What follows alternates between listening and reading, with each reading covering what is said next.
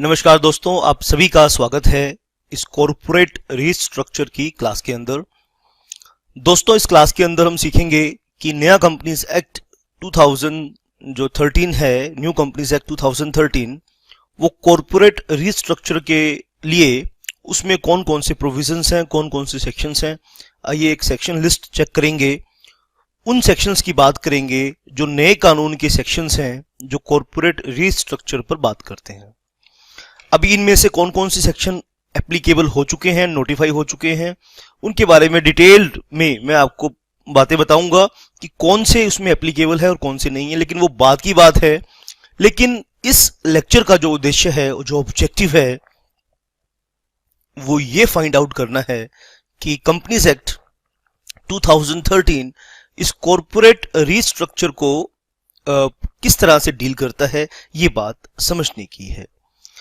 Companies Act 2013 brought many enabling provisions with regard to mergers। तो Companies Act में जो 2013 है उसमें काफी सारी ऐसी बातें हैं जिसमें आप पढ़ेंगे मर्जर कैसे करना है। ठीक है, तो जब कॉर्पोरेट रीस्ट्रक्चर की बात आती है तो आपके मन में क्या आता है? तो merger is one of the method of corporate restructure, compromise और अरेंजमेंट। लेकिन जब आप सीआर के बारे में सोचते हैं तो क्या क्या बातें, क्या क्या वर्ड्स आपके मन में आते हैं? ठीक है, तो ये बात आप कान खोल के सुन लीजिए बेटा, कान खोल के सुन लीजिए।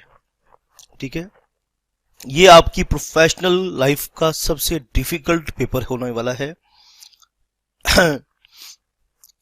तो और अगर आप इसके चैंपियन बन गए तो इतना पैसा कमाओगे इस फील्ड के अंदर कि आप अभी इमेजिन ही नहीं कर सकते, सोच ही नहीं सकते। कितने हाई वैल्यू प्रोफेशनल्स होते हैं जिनको इन कंसेप्ट्स की इन डेप्थ नॉलेज होती है। तो क्योंकि यहाँ मसले कई हजार करोड़ के होते हैं, यहाँ सिंपल मसले नहीं होते, यहाँ 100 करोड़ की बात नहीं होगी, यहाँ बात होगी कई हजार करोड़ रुपए की, बात होगी लाख करोड़ रुपए की। तो जो प्रोफेशनल्स, सोचने की जरूरत है कि जो प्रोफेशनल्स उन लाखों हजारों करोड़ में डील करेंगे तो वो खुद कितना कमाएंगे, ये बात सोचने की है। तो जब आप सीआर के बारे में सोचते हैं तो क्या चीजें मन में आती हैं आपके? Mergers, compromise and arrangements, cross border mergers, ये चीजें हमारे मन में आती है। ठीक है, जब आप मर्जर करने जाते हैं, कंपनी ए कंपनी बी को टेक ओवर करना चाहती है, कंपनी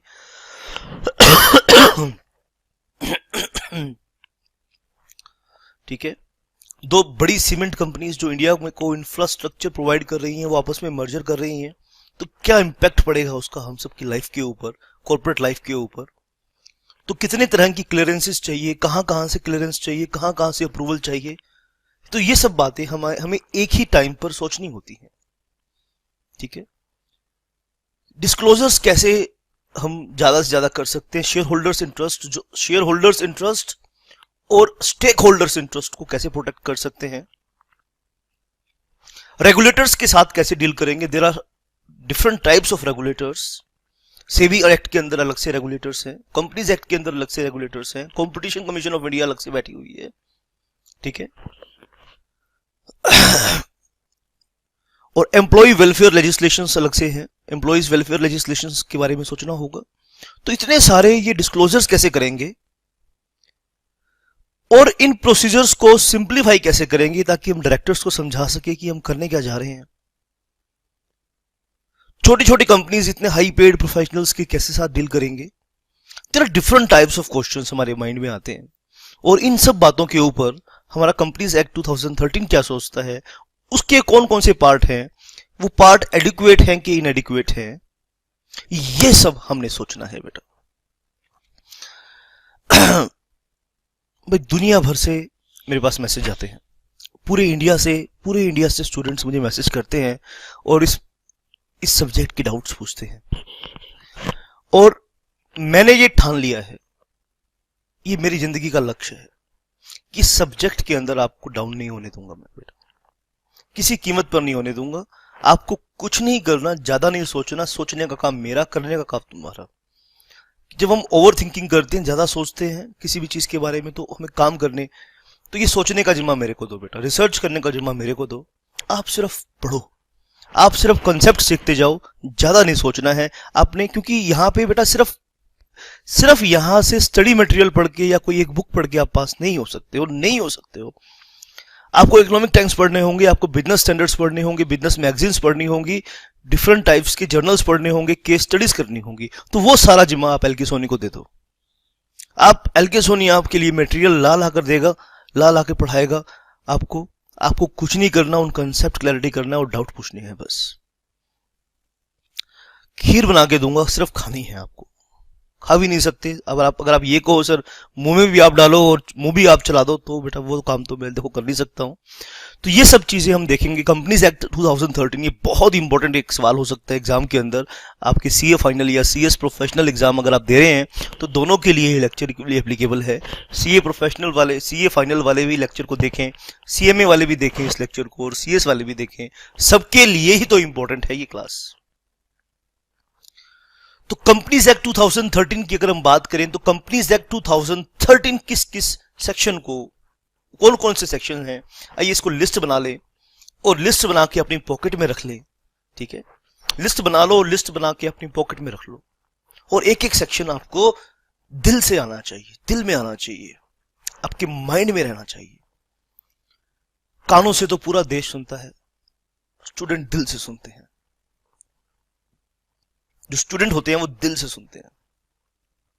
जो दिल से ना सुने वो कहे का स्टूडेंट, वो तो नॉन मर्चेंटेबल है। नॉन मर्चेंटेबल मतलब कूड़ा है। स्टूडेंट दिल से सुनता है, सुनने से ही तो काम शुरू होता है। जब आप सुनोगे तो ही तो समझ में आएगी बात। आधा सुनते हो, आधा समझते हो, आधा याद होता है, आधा लिख कर आते हो, फिर एक रिजल्ट आने पे फोन करते हो, सर 60 नंबर नहीं आ रहे, 50 नहीं आ रहे सर, 40 आ पे, 40 पे गाड़ी रुक जाती है। क्यों रुक जाती है पता है? क्योंकि पूरा कंसेप्ट रिप्रोड्यूस नहीं करते हो। आज से ही प्रैक्टिस करो कि जब मैं लिखने बैठूं आप लिखकर देखो। आप दूसरों को जरूर एनालिसिस करते हो, दूसरों को एनालिसिस करने में आप पीछे नहीं हटते हो। आप अपनी राइटिंग को खुद एनालिसिस करो, अपनी राइटिंग को लिखो, क्लास को सुनने के बाद उसे लिखो। कोई माइकल लाल नहीं लिखता है इस काम का। क्लास सुनते हैं, सुनकर इस कान से सुनते हैं, उस कान से निकाल के फेंक देते हैं बाहर।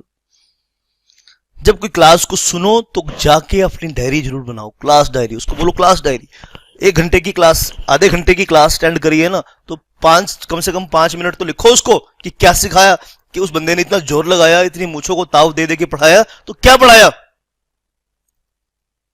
5 मिनट तो लिखो। इतनी कैपेसिटी तो होनी चाहिए कि आधे घंटे बाद सुन के 5 मिनट लिख सको।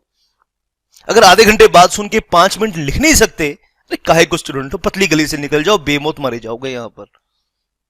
पतली गली से निकल जाओ। तो दोस्तों थोड़ा सा मैं ज्यादा एक्साइटेड हो जाता हूं क्योंकि बेटा मैं जीता हूं सब्जेक्ट को। ठीक है, मैं चाहता हूं कि जो फेल होना कोई अच्छी बात है क्या? क्यों फेल हो? फेल हो हमारे दुश्मन। फेल हो कौन? हमारे दुश्मन। हमारे दुश्मन को फेलियर्स मिले, हमें क्यों मिले? मैं तो कहता हूं दुश्मनों को भी ना मिले, मैं तो कहता हूं दुश्मनों को भी ना मिले, वो भी कामयाब रहे। अरे वो कामयाब होंगे तो हमारे को टेंशन कम देंगे ना। भगवान उनको भी तरक्की दे, खुदा उनको भी ताकत बख्शे। दुश्मन तो कमजोर नहीं होना चाहिए ना, फिर दुश्मनी का मजा नहीं आएगा ना अगर दुश्मन कमजोर होएगा। दोस्तों दिल से पढ़ो बेटा, कुछ ऐसा पढ़ो कि ऊपर वाला आगे धरती पे खोजे ना कि मुझे सीआर पढ़ने वाले बेस्ट आदमी की तलाश है, तो मेरे पास आए, मेरे पास, किसी और के पास ना जाए। इस सेक्शन लिस्ट को बना रहा हूं बेटा, इस सेक्शन लिस्ट को जीना है आपने और रट देना है इस सेक्शन लिस्ट को। ठीक है, इसमें से सभी सेक्शंस, ये बात देखो एक अलग चीज है कि अभी नोटिफाई कितने सेक्शंस हुए हैं।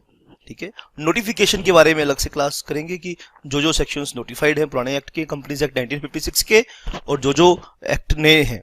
तो सेक्शन 66 है रिडक्शन ऑफ शेयर कैपिटल के बारे में पढ़ेंगे। तो रिडक्शन ऑफ शेयर कैपिटल यानी शेयर कैपिटल को रिड्यूस कर रहे हैं। ठीक है, इससे क्या होती है, इससे क्या होता है, शेयर कैपिटल को रिडक्शन करते हैं तो उसके बहुत सारे बेनिफिट होते हैं। ठीक है, तो इसको हम डिटेल में चर्चा करेंगे लॉजिकल। अब एक एक सेक्शन के बारे में पहले नहीं बताऊंगा क्योंकि अगर सेक्शंस के बारे में बताने लग गया तो ये लेक्चर बड़ा लंबा लंबा खिंच जाएगा, लेकिन मैं ये इंपॉर्टेंट सेक्शंस की जिक्र करना चाहता हूं, तो इसीलिए प्लीज, इसीलिए थोड़ा सा इसको कॉम्पैक्ट रखते हैं।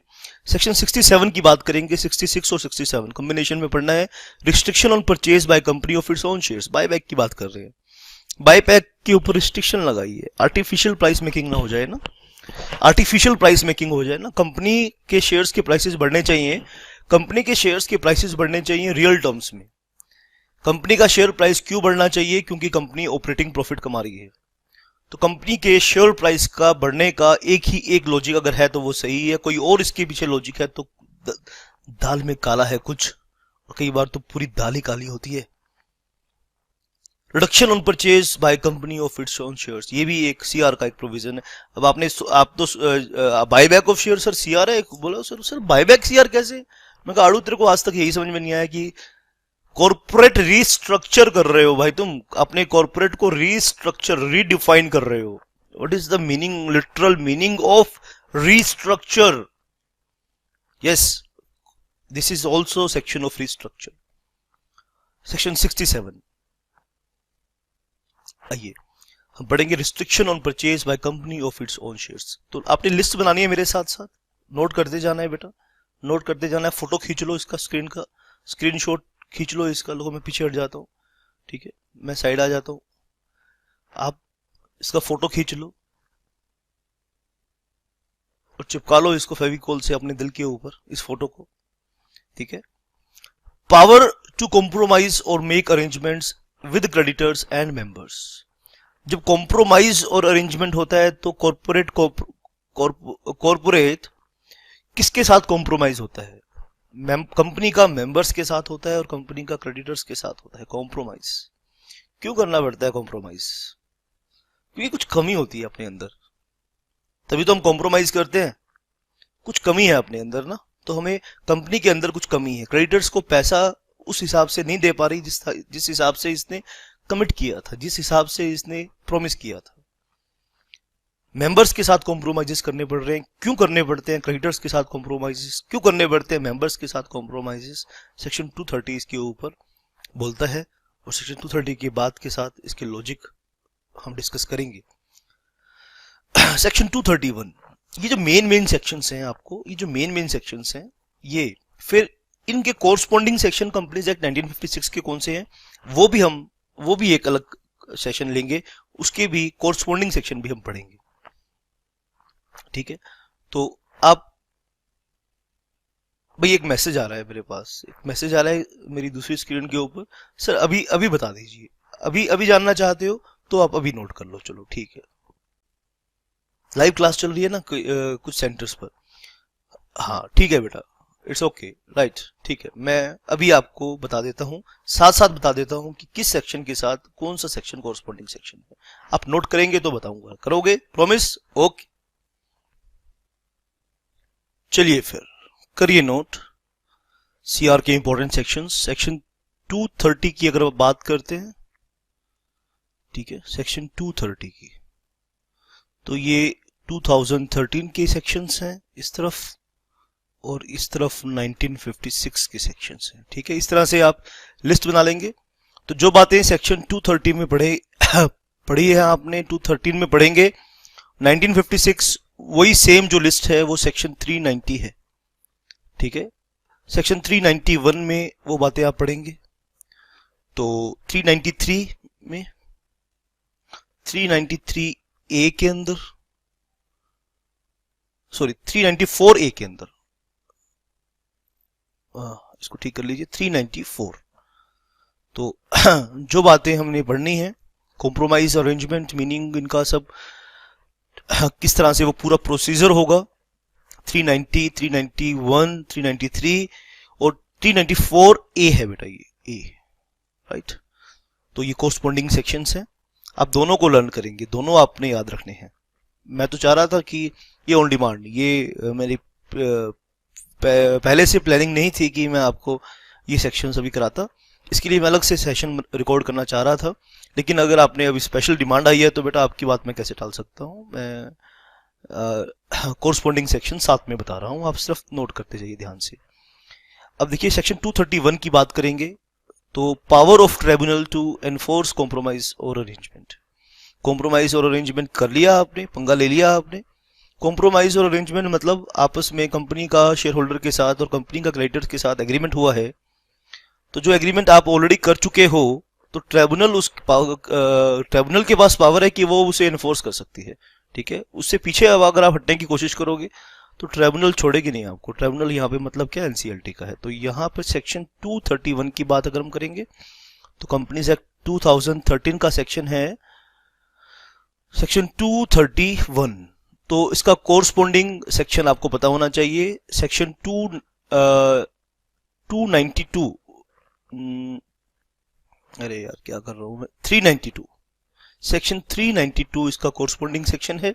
जो बातें आपने 231 के अंदर पढ़नी है वो सेम प्रोसीजर एक्चुअली है क्या, 292 एक प्रोसीजर है कॉम्प्रोमाइज और अरेंजमेंट का, उसके एनफोर्समेंट का।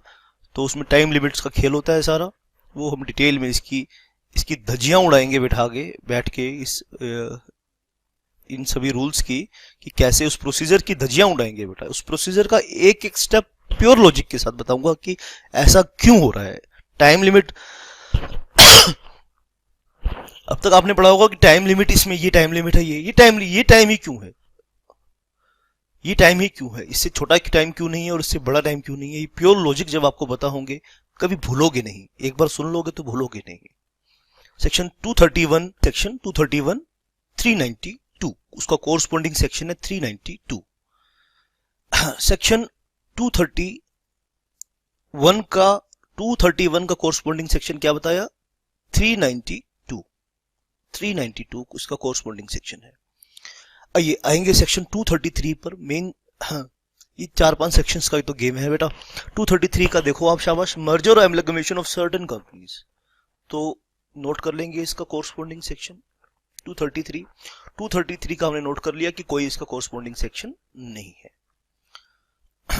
और सेक्शन 234 मर्जर और amalgamation of company with foreign company, section 234 का भी कोरस्पोंडिंग सेक्शन 1956 में नहीं है। 235 की बात करेंगे, power to acquire shares of shareholders dissenting from scheme और कॉन्ट्रैक्ट अप्रूव्ड बाय मेजोरिटी। यानी एक स्कीम अप्रूव की है, एक कॉन्ट्रैक्ट अप्रूव किया है और मेजोरिटी लोग उसमें हाँ कर रहे हैं, और जो लोग उसमें हाँ नहीं कर रहे, यानी जो स्कीम और अरेंजमेंट के साथ हाँ कर रहे हैं तो उनको कहते हैं कंसेंटिंग, और जो स्कीम और अरेंजमेंट के साथ हाँ नहीं कर रहे हैं उनको कहते हैं डिसेंटिंग। तो मेजोरिटी शेयर कंपनी को यहां पर जो डिसेंटिंग शेयर होल्डर्स है, ताकि रुकावट ना बने, बाधा ना बने, प्रोसेस को स्मूथ करने के लिए, तो डिसेंटिंग शेयर होल्डर के शेयर्स को एक्वायर करने की पावर है। 236 में हम बात करेंगे purchase of minority share holding. शाबाश बेटा। तो कोरस्पोंडिंग सेक्शन नोट करेंगे, 235 का 395 है और 235 का 395 है। और सेक्शन 236 की बात करेंगे, सेक्शन 236 का कोरस्पोंडिंग सेक्शन यहां पर नहीं है। कंपनीज एक्ट 1956 में 236 का कोरस्पोंडिंग सेक्शन नहीं है। शाबाश बेटा। Purchase of minority shareholding आप नोट कर लेंगे। Section 237 power of central government to provide for amalgamation of compromise in public interest. Public के इंटरेस्ट में कंपनीज का एमलगमेशन करवाने की पावर सेंट्रल गवर्नमेंट के पास है। Power of central government to provide for amalgamation of companies in public interest. Section 237 का जो कोरस्पोंडिंग बात है वो है 236 का, तो कोई नहीं, हमने पढ़ लिया। और सेक्शन 237